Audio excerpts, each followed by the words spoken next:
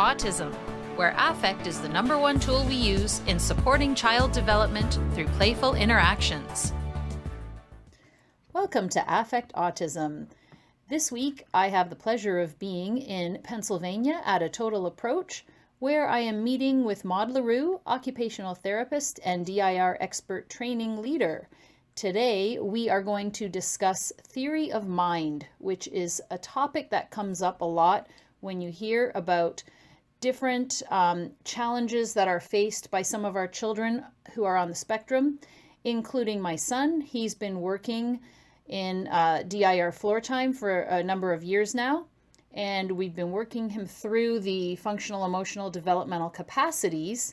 And theory of mind pops in, and Maude will correct me if I'm wrong, around the fourth developmental capacity and into the fifth and sixth. And Maude has shared with me that my son is on the cusp of theory of mind, and there are some things we can do to help to promote that. And why would we want to promote it at all? Why wouldn't we just see what happens as he grows? So let's discuss these things. Welcome to Affect Autism again, Maude. Thank you for having me once again. It's great to check in with you on a regular basis. And for our listeners, the blog post will contain links to things that we discuss and some of the past podcasts I've done with Maude at affectautism.com. Do a search for theory of mind. So Maude, why don't we just start out by saying, what is theory of mind? A very important concept for all of us, not just for children that's on the spectrum. Stop it. So theory of mind, the biggest piece about theory of mind is the ability of my mind to interact with what I'm getting intersubjectively from your mind, and then being able to flex my mind to adjust to what your mind is thinking and feeling. So it is a feeling concept, and it sounds kind of complicated, right? And I think the words that we used before, the simplicity of the complexity, right? So the simplicity is, can a child read your mind? And can he assess what is your emotional state? The complexity is that could easily become a cognitive activity. Yeah, I can see you're mad. Yeah, I can see you're sad. But can I negotiate my own emotions and my own emotional state with an adaptive response because I've read your emotional state? That's the complexity. And there are a lot of different areas that lies within that piece. And there's not really a lot of adequate testing out there that you can do to sort of see if your child has theory of mind or not. Much of the theory of mind pieces out there, it's easier to test the cognitive part, but to really test the emotional part, that's where I think floor time has sort of the top of the range in the market when it comes to that piece. So what is so important about theory of mind? And let me just guess here and give you an example. So my understanding is it's about understanding that someone else has thoughts that are different than my own. And so I've talked about on the blog before how our son has gotten into this, I guess it's a habit with his dad, with my husband. It all started one day when he was playfully decided to hit my husband, or I don't remember if it was a hit or a spit or something, but it wasn't done in a defensive way. It was done in a playful way. And the way my husband reacted was the way many parents would react, which is stop that, don't do that, some kind of snapping back. And of course, because my husband is a very introverted, flat, emotional type of person, seeing this kind of emotional response, I could tell right away that's what my son loved getting out of his dad. So it became this game that's been going on, I would say, for over a year now, if not two, where almost every night at bedtime, when my husband's going to brush his teeth or when we're getting ready for bed, he decides to just walk up and go, ow, and smack Dada. And then it becomes this back and forth of, hey, you hit me. And so Maude has given us some suggestions that Dad could do something like, that really hurt, oh, and sort of keep him in that moment, which Dad's not comfortable doing. Now, I'm comfortable doing that, but what happens, Maude had said, is that he says, are you okay? Are you happy, Dada? Are you okay? And Maude's point was, well, he's saying that because he now wants Dad to participate in the game again, not so much he understands that he hurt Dada and has an effect on Dada, because he's not being malicious or hurtful. And when he hits other kids at school, he might also be doing it just to see that cause and effect with another person, which I referred to a lot actually in a podcast I did with Virginia Spielman. We talked about that a lot too, having this cause and effect play and how his cause and effect play has progressed over the years. So he's now doing that with people. So, but he's not yet at the state that you call theory of mind, where he understands that what I do might have a serious effect on another person. Now, he might be getting there because he's noticing that it is having some effect and he's still trying to figure it out. And that's where the podcast I did with Dr. Fader comes in, the repetition in autism, because our kids need to repeat and practice doing something to figure it out. So he's experimenting just like kids do in play with what happens when I hit Dada, what happens when I kick him, what happens if I do it harder, what happens if I do it softer. And so what Dad was able to do and was comfortable doing is just sort of lay on the bed with a very sad look on his face for an extended period of time. And this put our son in a very uncomfortable, mildly anxious state. Like, Dada, Dada, are you happy? Dada, are you happy? Ow, ow, and smacking him again. And Dada's just still looking really sad. And, oh, you hurt me. And so let's take it from there. What's happening? And why is it so important to reach this next stage? I am so happy with Dada. So, I think that I just so feel for parents that they sometimes put in this position where they have to do things that's not really things that they are comfortable with, but for the sake of their child, it just warms my heart when I see those things, even though I know it's not always easy.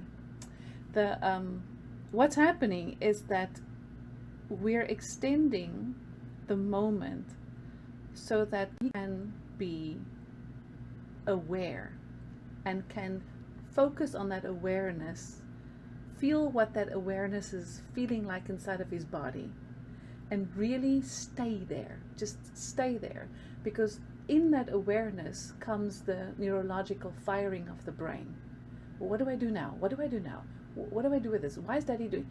So now that cause and effect becomes a little bit of a different place, because now I have to negotiate something different. So, and that brings us to the added discussion about how much problem solving actually plays into this whole theory of mind piece, and why it's important to practice that as a scaffolding ladder before we get to theory of mind. Because now he has to negotiate. What do I do now? Can I do something different? Oh, let me try the same thing. Let me try the same thing. Let me try what I tried before. And then realizing it's not working the same way. Now what? And then I sort of have a term that I always use. That I say we hang it on a hanger. So you can hang it in a hanger and he can take it down or not, right? And so you're taking the situation, you're hanging it up, and you're seeing if he's going to be able to figure out around, take down the hanger and say, okay, I'm going to try it this way. And that's where the complexity then starts. That's what we want to see. But if you quickly erase the moment, he goes on very happily. And that's why he also wants to make Dada happy. Daddy, are you happy? Dad, are you happy? Right? Because if you're happy, I can be relieved of this moment. All right. But the fact that he's feeling it, right, already says to you that something is, Greenspan would have said, cooking in there. And that's what we want to hold, even though I know it feels uncomfortable for all of us, and it feels extrapolated. It's not like what we normally spontaneously would have done. But we have to remember that in a frame where processing might be delayed in certain areas, we need that time. We need much more extra time to really sit with something. And the importance of that also is on the other part, when we just talk about regulation and self-regulation, is that at that moment he has to regulate his own state, right? So you're asking quite a lot of this child. So when he has to regulate the state now he has to sort of say, okay, my cortisol is coming up, my adrenaline is coming up, and what am I going to do with that? How am I going to solve this without avoidance or running away or starting to go into a meltdown or something, right? And how do I get to that threshold? So in that self-regulation, you're also working on that piece of emotional inhibition, which is a later executive skill, right? So there's so many components that's attached to this whole theory of mind piece beyond the piece of a social connection, that we understand somebody else's feelings and get that they feel something different than we do. That would be social perspective taking. But to really be able to negotiate, let me give you an example. If you go home tonight and you've been pretty upset about something, and you're talking to Dada about what upset you today, and he's listening, and you're venting, and you're kind of feeling, okay, I'm getting something here, getting some feedback here because he's listening. And then he turns around and he says to you, by the way, I'm going to that computer science fair on Saturday. And you're like, what? Did you even hear what I was saying, right? Because what happened at that moment is that he mismatched completely where you were at, right? And it might be for a variety of different reasons. But at that moment, you were not held in that moment. And that causes an uprising in yourself and in your own levels of stress or whatever. Again, getting back to the regulation piece. So I think I'm talking a little bit in circles here because there's so much that I want to kind of touch on, but we don't have that kind of time, because basically we can have a day course on theory of mind and how everything fits in. I happen to think that theory of mind still is a very crucial hypothesis for ASD. It's like the one big difference that I see in whether a kid actually has sensory processing or ASD is this piece is a crucial piece. And we discussed that in the last podcast we did about your new functional developmental assessment protocol for listeners that want to link back and listen to that. I'll put the link to that in the blog post. So I think a couple of things came up for me when you were talking about that. First of all, that yes, a few years ago, I could estimate how long ago, whether it was 1 year ago, 3 years ago, our son would not have been able to stay with that feeling when he's continuing to hit Dada, ow, ow, ow. And it's not really that hard and he's not that big yet. But of course, my concern would be, if he becomes 6 feet tall and starts hitting Dada, then maybe that will become a serious issue. Whereas right now, he's still, even though he's 9, he's like a little toddler and it's cute and fun. But a couple of things. So the first thing is, he might have just given up and walked away and gone to something else. But he's not. He's trying to stay in the interaction with Dada. And would you say that's part of that shared problem-solving piece at the fourth capacity? That awareness is what makes him emerging. Okay. The fact that he stayed there, the fact that his mind is turning, what's happening here? What's happening? What am I feeling? What am I experiencing? You want that registration, and he's there. He's there.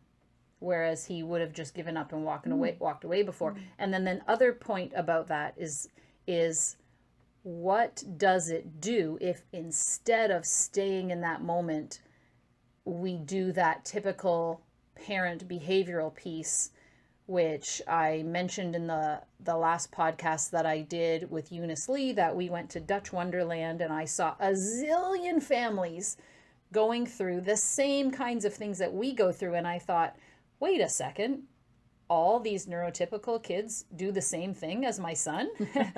It's not just autism. It's all little toddlers go through these kinds of stages where right. they kick and scream and freak out, and the parents go, cut it out, stop it. And I just, everywhere I looked, I saw screaming kids and parents yelling and getting frustrated and using these quote unquote behavioral techniques, discipline techniques with their kids that obviously don't work. Empty threats. If you don't stop that now, we're leaving, all of this kind of thing. And it's very second nature for my husband to do that. And, most of us were raised that way. So I find that I'm so aware of the behavioral stuff, and I've taken so many classes from Dr. Gordon Neufeld about a different way of parenting. But even in the moments of high stress, I will find myself resorting to that. Like, stop it now. You just reach that boiling point and you snap at your child. So what is the detriment of snapping and saying, stop hitting data, go there, go sit over there now, as opposed to staying in that moment? Because this is really where we can be applying the DIR model, the Developmental Individual Differences Relationship-Based Model, floor time, and work on this fourth capacity that he's making his way and emerging into, as you said. Loaded question. A loaded question. So first of all, I want to say to all parents out there, if I was going to look for a perfect parent, I'll have to die and go to heaven. Because that's the only place we're going to be perfect, right? So the first thing we do is we have to forgive ourselves when we do that, when we do something that we feel like we shouldn't have done, right? The other thing I want to say is that sometimes it is appropriate.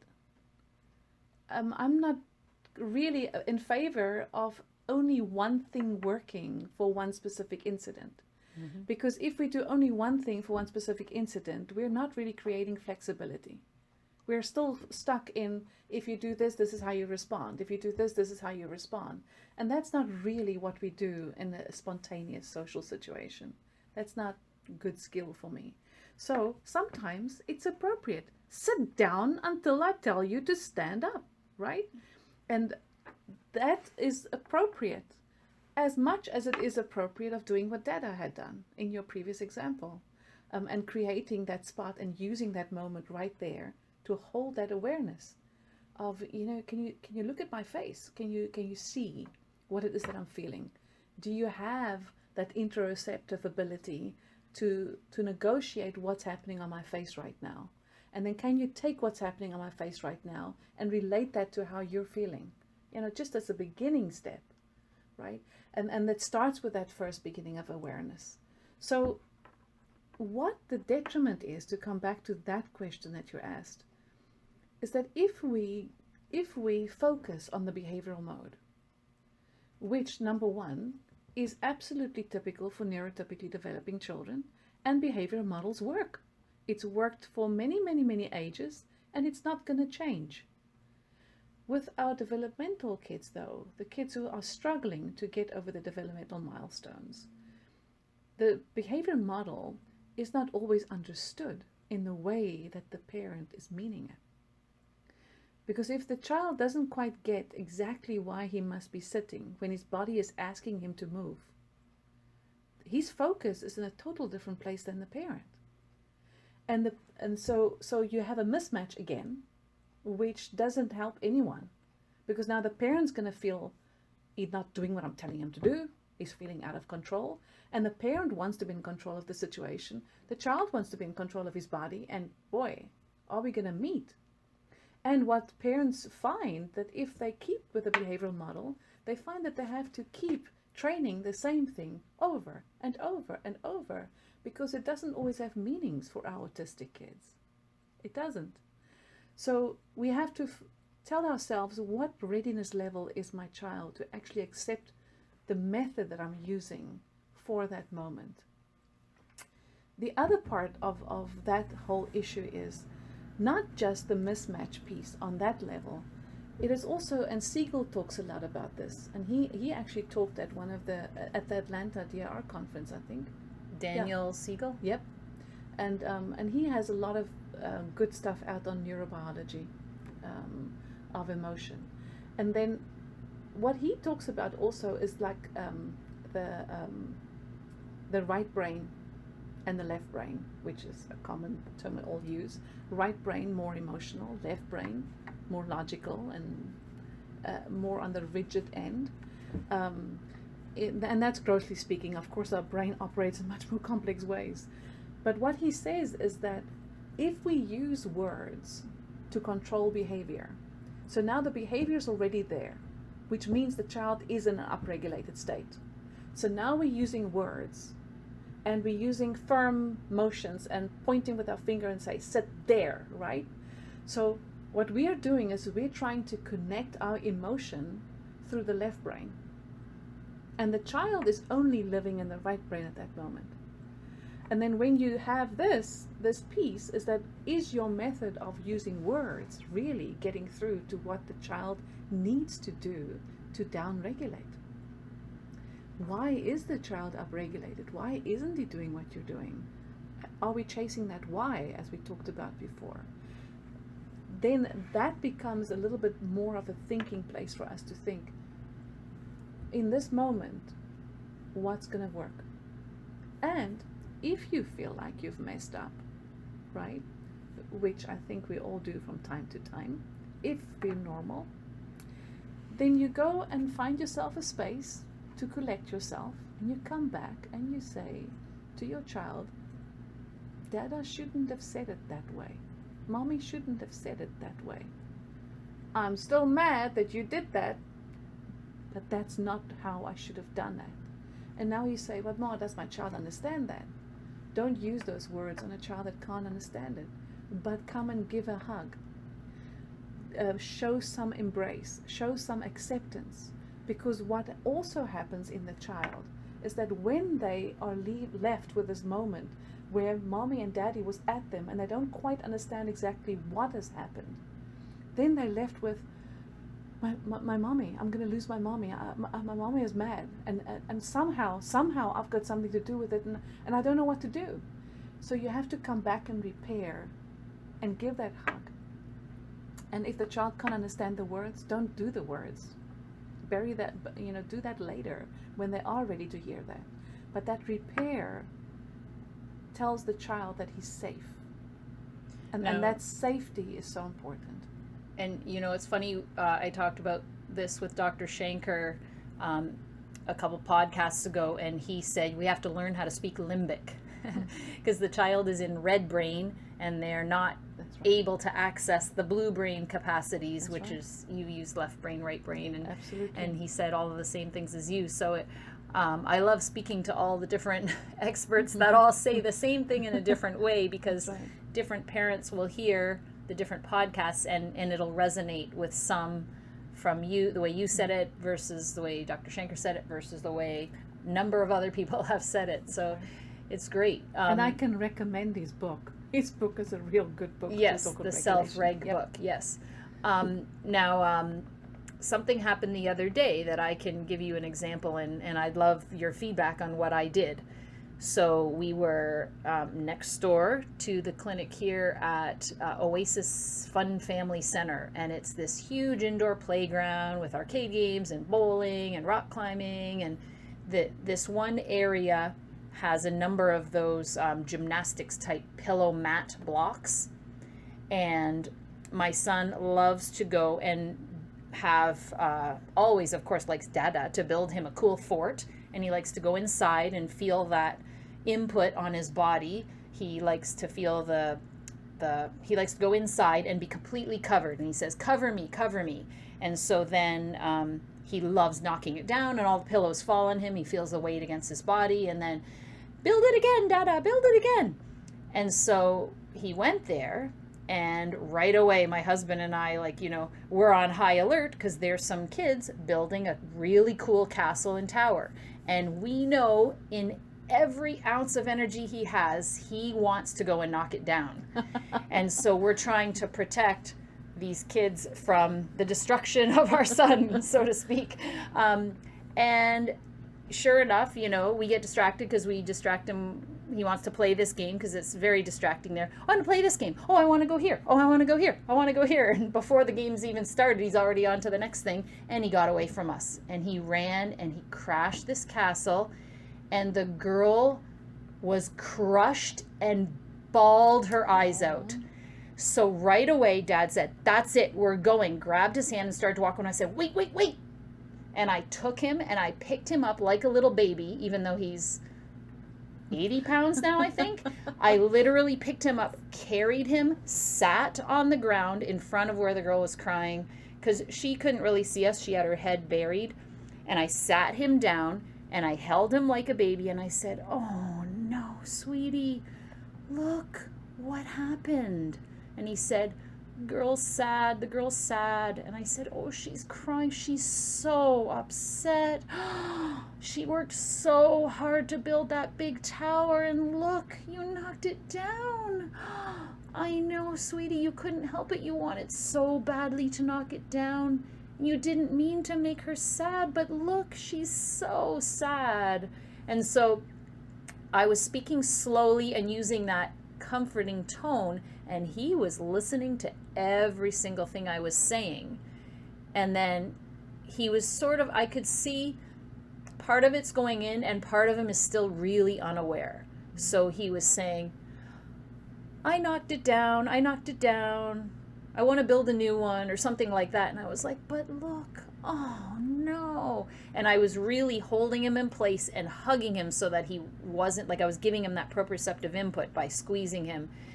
So I did that as long as I could. And then I said, oh, we should really say something to the girl. And I said, do you think there's anything you want to say? Because again, I don't want to direct his behavior and say, go say sorry to her, because he may or may not know why he's saying sorry. I said, do you want to say something? He says, sorry, girl, in just his, matter-of-fact way. And she sort of looked, and I felt bad for putting the girl in the spotlight because, maybe she doesn't want to cry in front of other people.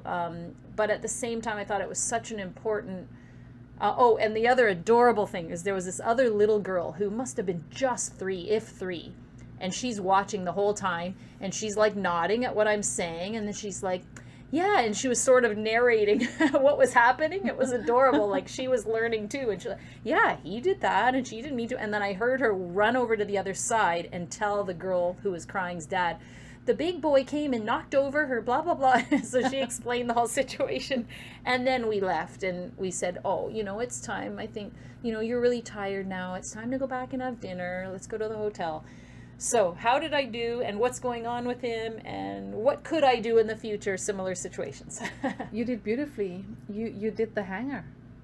You put up the hangar and there will come a time where he will be able to take it down, where he will be able to assimilate it.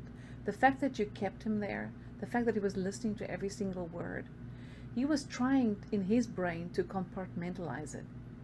And he was trying to fit a place in his brain where this could fit. And it didn't fit. But he knew enough that he had to say, sorry, girl. And that's that kind of superficial first layer, right? He knew enough to say, okay, I know what the cause and effect should be. But do I really understand why I need to be sorry? Right? It felt so good crashing it down. Didn't it, Mommy? Right? I mean, that's what I do. That's where I get a lot of power and input, and I get so for him, in his experience, centralized on himself, that's the most important thing. And so what you're doing now is you're taking that sense of self that he has accumulated and you're trying to turn that towards somebody else's sense of self. And that's the underpinning of getting to theory of mind. That's and that some, you can talk about empathy, which is part and parcel of this whole piece, right? And there's cognitive empathy. Oh, I know that you're sad, and then I go on and I do something else, right? I can know, but I don't always feel. Right. And so the real empathy is when I get you without talking. When I have a wonderful vacation, and I had a beautiful island Caribbean experience, and I'm coming to you for the first time afterwards, and my face is happy, and I want to tell you about and I see, oh my goodness, Daria, you don't look good. Midstream, in my own happiness, I can switch, change that emotion, and come to you and say, hey, Daria, what's up? Right. And reach out to you and switch my own need, suppress my own need, and switch over to your need. Yeah. And that's that flexibility that comes with that deeper empathy, the deeper theory of mind. That's so important. Now, I should also say that I did spend a good amount of time in the next half hour to an hour, and then reviewing the next day as well. I said, when you're a little bit bigger, you'll be able to stop yourself. I know you're going to want to knock that tower down, but you're going to be able to stop yourself and realize, oh, I don't want to make the girl sad. So it's sort of planting the seeds for hopefully him being able to negotiate that within his own mind, like having those impulsive urges and being able to realize, like, this is not appropriate for me to do in this moment. That's right. Letting him know, because I don't want him to feel like, oh, but I didn't mean to do anything wrong and here I'm getting punished. What's wrong with me? I wanted to let him know, you'll be able to do this in time, kind of thing. I don't see anything wrong with that, Daria. I don't know how much of that he's taking in, right? I do think that because you're the mom and because Dada's his Dada, you have the most power to create what Trevarthen talks about, that intersubjective response. The way that we can get each other without having to talk. You're sitting at a dinner table and all your friends are there, and somebody says something, you look over to your husband and you just know exactly what he's thinking. That's that intersubjectivity, right? Where we sort of the natural way of telepathy, Right. That we can feel each other and get each other, and so you have that power that we as therapists don't really have. If anybody is going to be able to put that message into an empathetic, embracing way, it's going to be the parent. That's the very powerful piece that you guys have as parents. So keep doing that. Keep plugging it. If you're going to be doing wordy stuff, for the lack of a different term, keep it short. Choose your language well, at the level where the child is, and then just don't do too much of the blue brain, the left brain, because we're dealing with emotional pieces here, and the body drives emotion, and emotion drives the body, and he was in emotional brain. He was not in logical brain at that point. He's still working on that transition over to the logical brain. So you're not going to get that emotional piece by being too wordy and too many examples and too many blah blah blah. But just simply saying, honey, I know that felt good. The girl was sad. One day, you will be able to not do that. I think those are words that your son would get at this point. Somebody else might say, so sad. Girl's sad. You're okay. Hug, hug, hug, right? And then perhaps for that child, you won't be able to talk about the future because the child's not at that level. But to acknowledge what has happened, to be able to just put it to some sort of a place, just to give it a place, and not just let the moment go past, which is what you did not do in that case. You used that moment. And many parents would have run because it just puts you in the spot at that point. I think my husband was horrified, and I was doing this, and there were other parents sitting there watching everything I was doing and probably judging my son, like, he's old enough, like, what a wild and crazy kid, like, can't you control your kid or whatever. I didn't care what they thought. The theory of mind piece is a whole process, and I'm guessing that depending on the child, it can take, a shorter amount of time or a much, much longer amount of time. but it's certainly not something that would happen overnight, I'm guessing. Nope, unfortunately not. It does take time. That's why it's sometimes the harder level for the kids to go through is 3 to 4, because that's the bridge they have to make at that point. And with 3, you're still working on getting that two-way communication, stretching it, doing your playful obstruction, and you're doing that really fun pieces of getting him to do that simplistic problem solving. But once you shift over to 4 and you're getting into imagination, abstract thinking, pretend, what is pretend, what is real, what is not real, what is fantasy, what is that story that I love looking at mean? You know, it's not just that I like that one character that's got this overblown sort of characteristic that the movies like to do, right?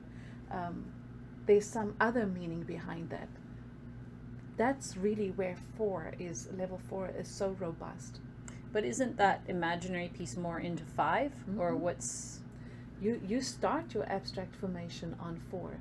Your ideation comes from 4. Greenspan used to say, you don't exit 4 until you have 60 plus of your own ideas, right? Ideas comes from imagination and your own ideation. So that abstract formation is very much part of 4.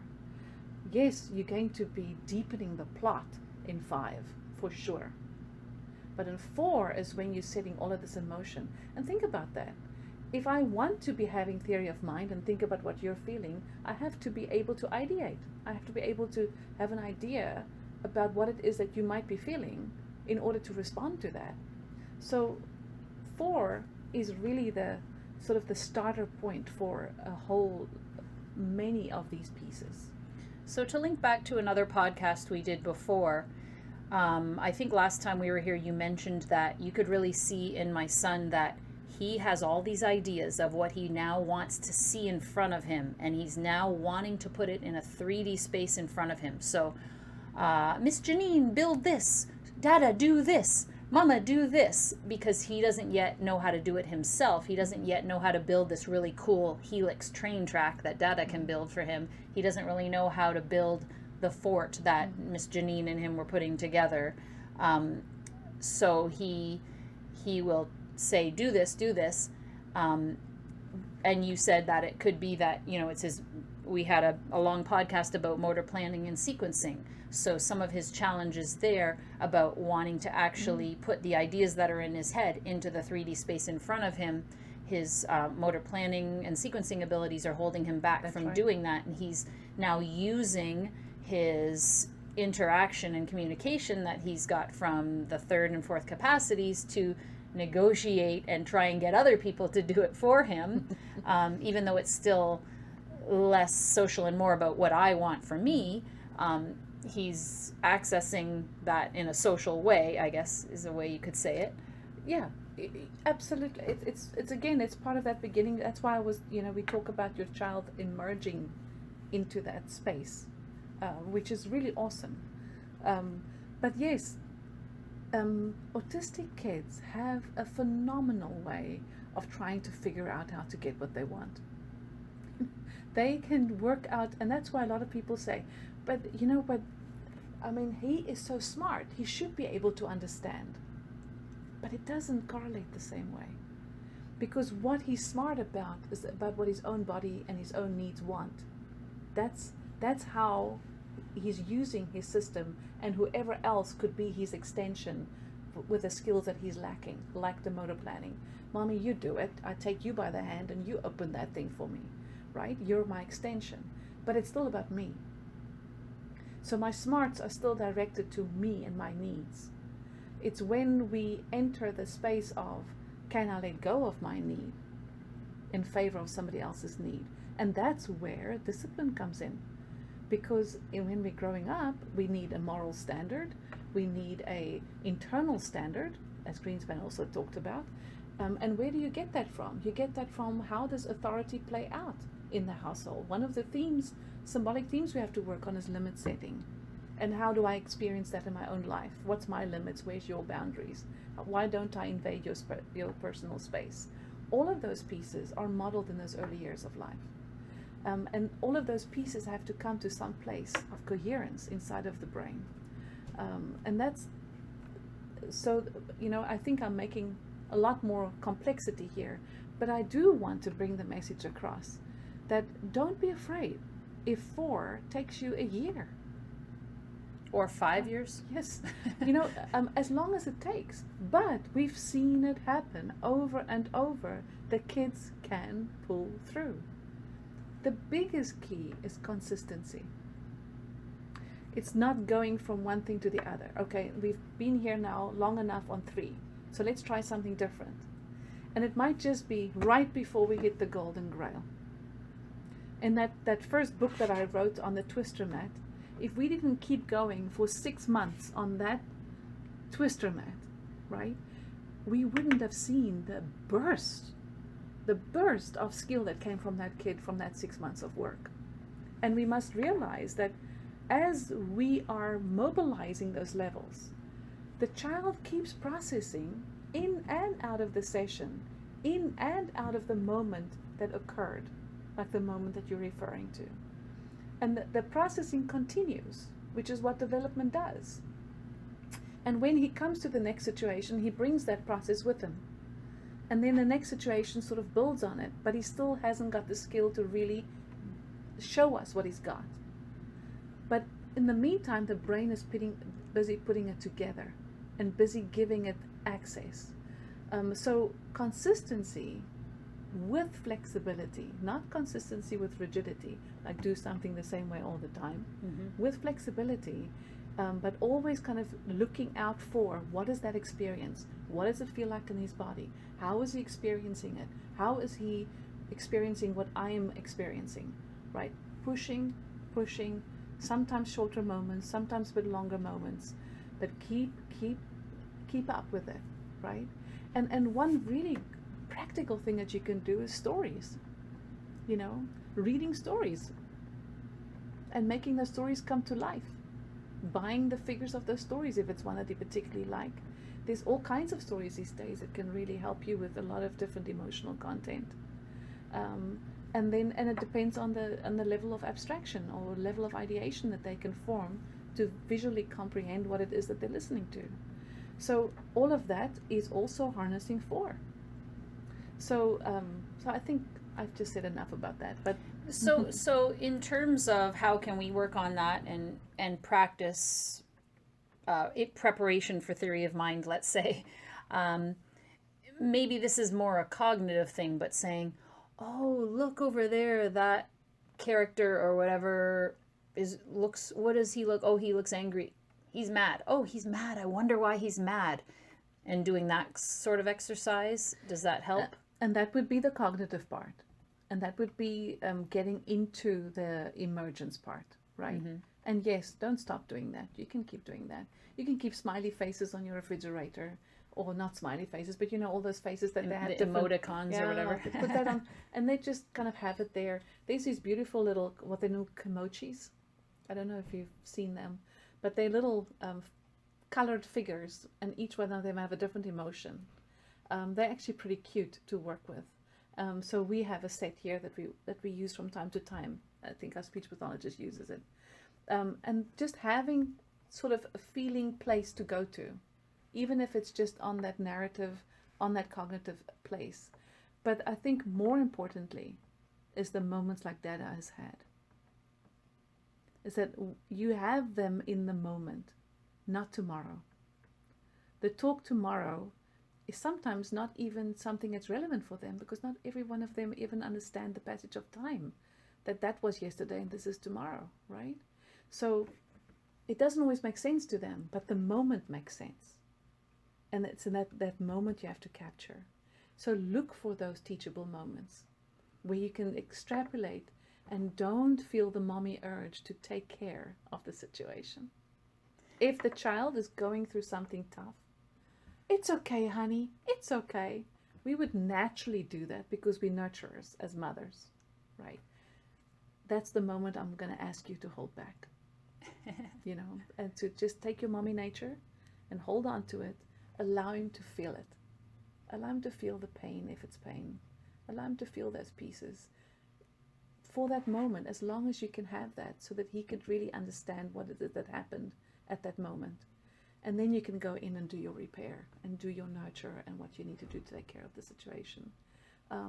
Unfortunately, it's not easy, you know, it's painful to get through these pieces, just as much as we have pain when we go through trauma in our adult lives.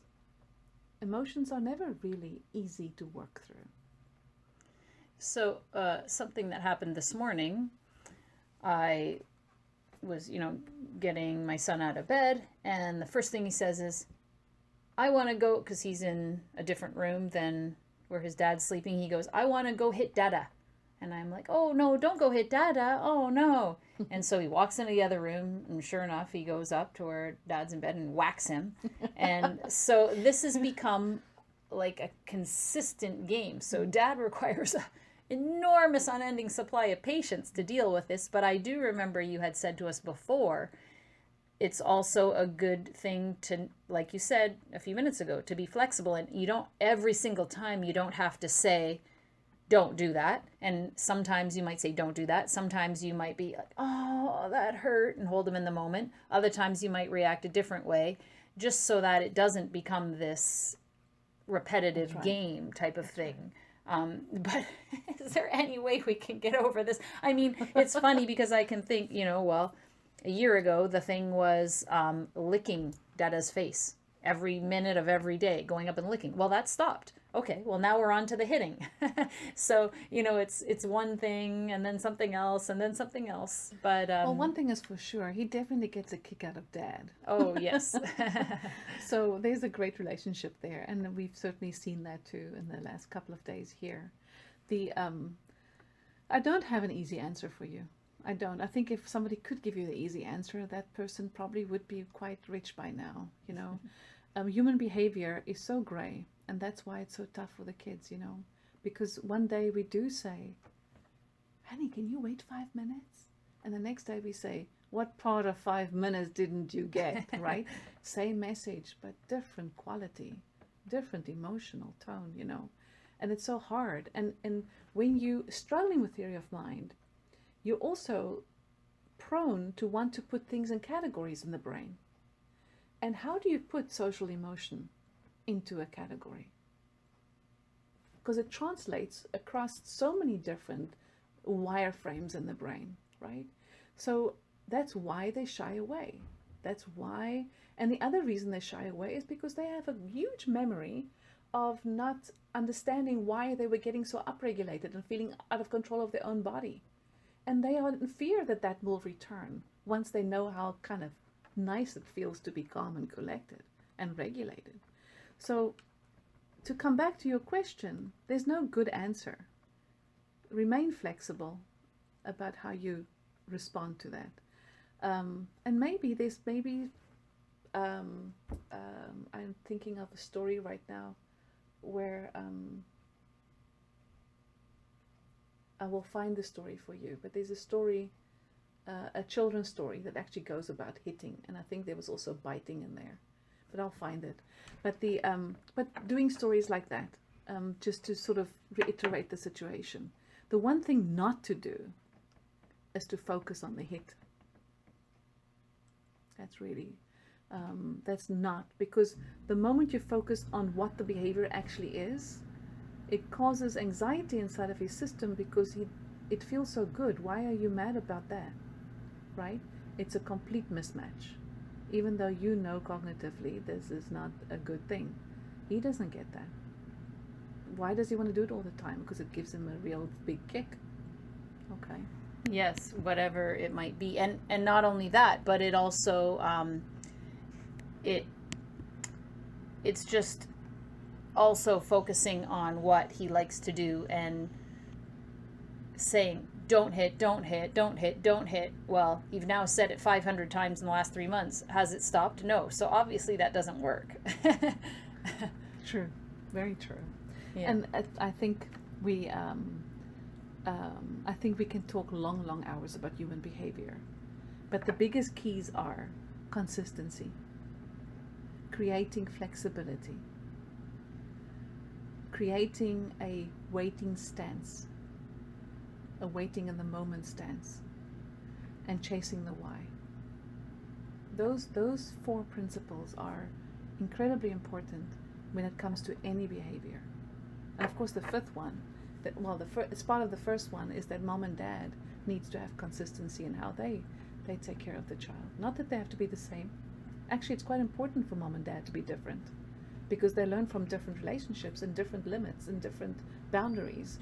We don't have to be exactly the same and play the same and do the same, but we have to have our standard, our family standard. This, what we are, and our core needs to be a consistent message. From there, you can build. Well, thank you so much for taking the time to discuss this in a more, I would say, a less theory, academic-based type way, and more talking through some examples that happen, and how, how it is a struggle to get to that point where we really want to see that moment where your child really understands something else is going on with that person, and is able to get that so-called theory of mind. So thanks as always for speaking with me, and I'm sure we'll discuss this topic more going forward. Thank you for having me. And listeners, again, you can look at some of the links to some of the things Maude brought up at affectautism.com. Search Theory of Mind. Until next time, here's to affecting autism through play.